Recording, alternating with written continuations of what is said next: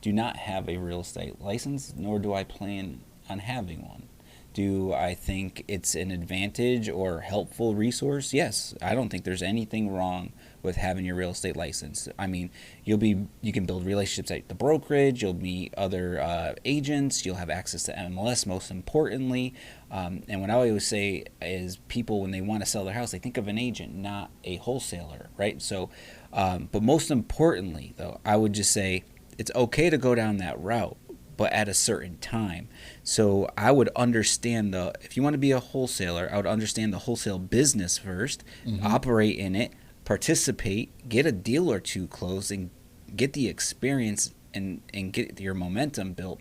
Then you could add in the layer of real estate agent, because what happens far too often, it's like people come to the build your wholesale step-by-step class or join the DFC, and then while they're learning all this new stuff about wholesaling and just real estate investing in general, and kids, wife, life, all this stuff, then they're going to become a real estate agent. They're putting in 90 hours of education. They're studying for tests. They're going to classes after work.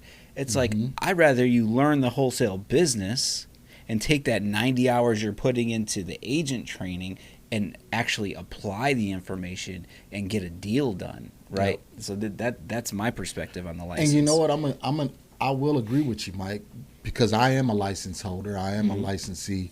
But one thing that you said that is very, very true is the distraction, right? I would rather you learn the wholesale business, then get your license afterwards, versus get your license first. Because what happens is that your brokerage, depending on that brokerage, once you get your license, there may be additional hoops and documents that you have to prepare and do in order to close a transaction, versus if you're unlicensed, you'll be able to do that deal a lot quicker. Yeah, and they're two different businesses, right? The same businesses, all businesses the same, right?